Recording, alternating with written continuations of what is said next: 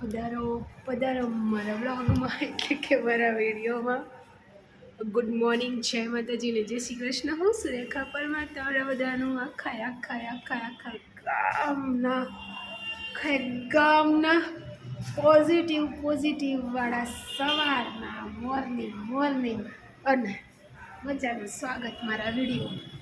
સો આજે છે શુક્રવાર અને આવવાની છે હવે હોળી, અને બીજી તારીખે મતલબ ત્રીજા મહિનાની બીજી તારીખે મારે ને નિમેશજીને 1 વર્ષ પૂર્ણ થશે. પહેલી વખત વાત કરે મતલબ મેસેજમાં એવું મજાની વસ્તુ છે. અને આજે બીજી, આમ તો જોવા જઈએ તો બીજી તારીખે રાત્રે મને મેસેજ કરે તો મેં કંઈ ખાસ રિપ્લાય નહોતો આપ્યો. ત્રીજી તારીખે બપોરે સરખી રીતે જવાબ આપેલો. તો હવે ઝૂકેગા નહીં સાલા ભાઈ, આપણે કંઈક તો એટીટ્યૂડ હે ને. પણ એ મારા કરતાં બમણા એટીટ્યૂડવાળા વ્યક્તિ હતા, પણ આપણે તો આપણે છીએ.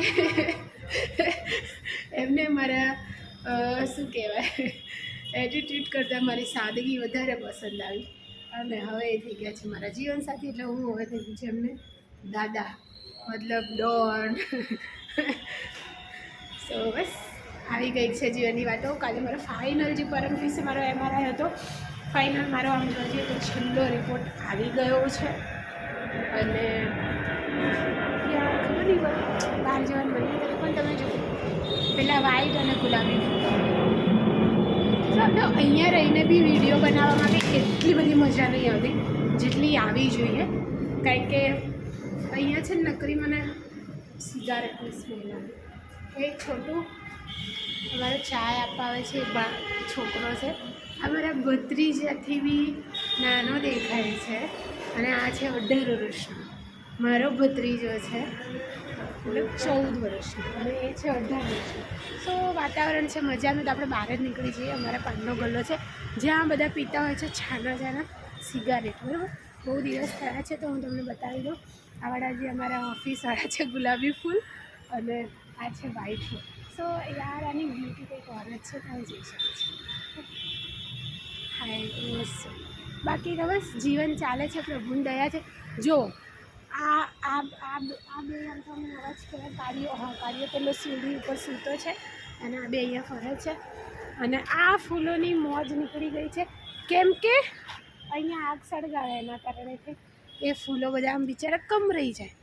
અને અમારી ચાની ટપરી આ બાજુ છે. આ બિલ્ડિંગ મને એવું લાગે બહુ વધારે પડતું જૂનું થઈ ગયું છે, સુમેરુ કોમ્પ્લેક્સ. તો એના કારણે અહીંયા મતલબ લાલ કલર કોણ કરે યાર, લાલ કોઈ અહીંયા મારી લાલ બિલ્ડિંગો કેવું લાગે. પણ એટલે ખબર પડી કે અમારા બધા ઉપરી અમારી ઉપર આટલા ગરમ કેમ રહેશે, કારણ કે આ લાલ કલર છે એટલે બિલ્ડિંગ વધારે તપે, એટલે અમારી ઉપર ભૂમ કરે શું. હવે જવા દે વાતને સવારમાં. બાકી તો કાલે થયું હતું એમ કે MRIનો રિપોર્ટ અમને મળી ગયો છે. 8, 8:30 આપ્યો હતો, અને હવે તડકો એટલે દેખાય છે સૂરજ, તડકો સીધો મારા ચહેરા ઉપર પડી રહ્યો છે. વિટામિન ડી સ્વીકાર કરો, બરાબર. અને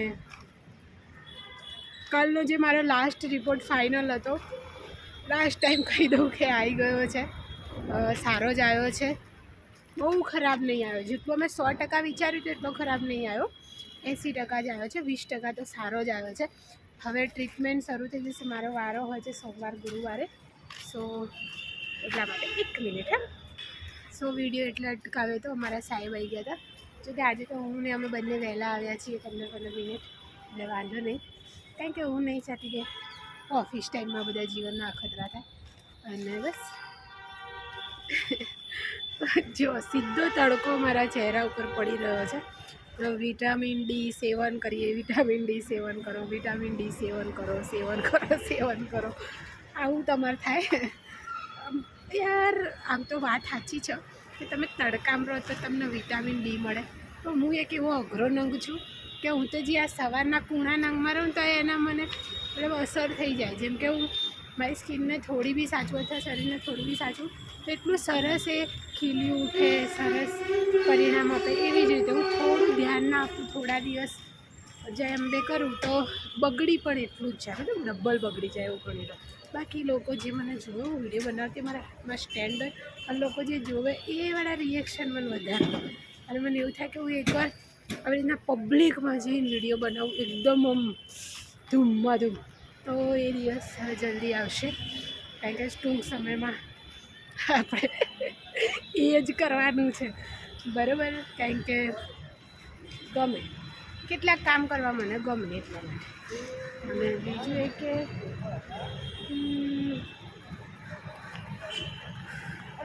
બધા તમે કુશળ મંગળ હશો ને. અને મારી ચપચપ અત્યારે આજે તો સવારથી જ ચાલુ થઈ ગઈ છે, એટલે સાંભળો. બીજું તો શું કહી શકું, એનાથી વધારે કંઈ જ ના કહી શકું યાર. હજુ ખાલી મને એવું લાગે હું આજે ક્યારની બોલું છું, ખાલી 5 મિનિટ જ થયા છે યાર. એક સવારમાં એક ગીત થઈ જાય કે યાર હું મારા નિમેશજી સાથે એક મતલબ પબ્લિકમાં જઈને મારે વિડીયો બનાવવો છે. ઓલો આમ એકદમ આમ કોન્ફિડન્સ, કંઈ આવડું બોલવાનું નહીં થતું, કોઈને કંઈ પૂછવાનું નહીં થતું. પહેલાં તો હું મારા પોતાની સાથે જ વાત કરતો એક વિડીયો બનાવવા માગું છું. મને જોવું છે કે જ્યારે લોકો બધા જોતા હોય તો મારામાં કેટલી હિંમત છે. સો હું જલ્દી એવો એક વિડીયો બનાવીશ. અને હું સાચું કહું, હોસ્પિટલમાં વિડીયો બનાવવાની પરમિશન નહીં, એટલે હું તમને બતાવત કે જીવન કેટલું ટૂંકું છે અને જીવનને કેટલું માણવું જરૂરી છે. કયા ટાઈમે કોને ક્યારે ક્યાં શું થશે કંઈ જ ખબર નથી. આ નાના બાળકો 5-7 વર્ષના,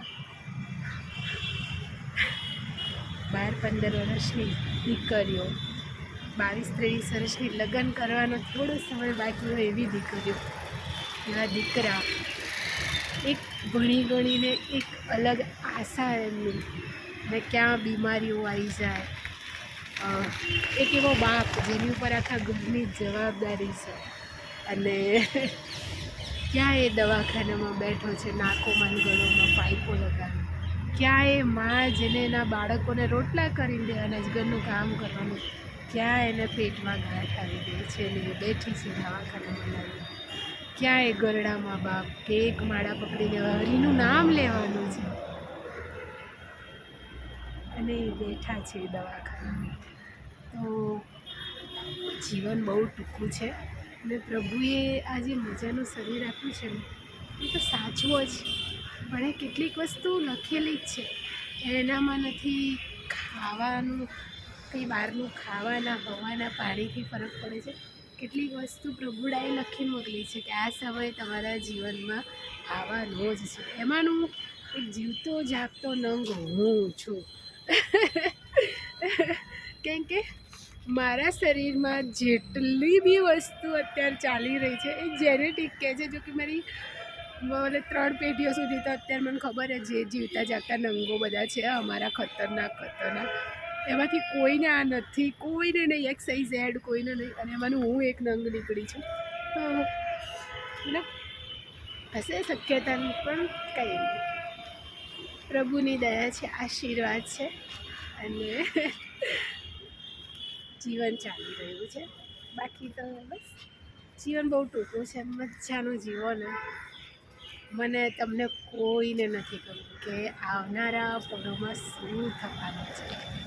તો બસ કાલે જ્યારે રિપોર્ટ હાથમાં આવવાનો હતો એની પહેલાં બહુ બધા વિચારો મગજમાં ફરી ગયા હતા, બહુ ગોટાળે ચડેલું હતું, કેમ કે અમારો લાસ્ટ ટ્રીટમેન્ટ હતો અને હવે વિમાન જાય છે ઉપર, ટ્રીટમેન્ટ થશે સર.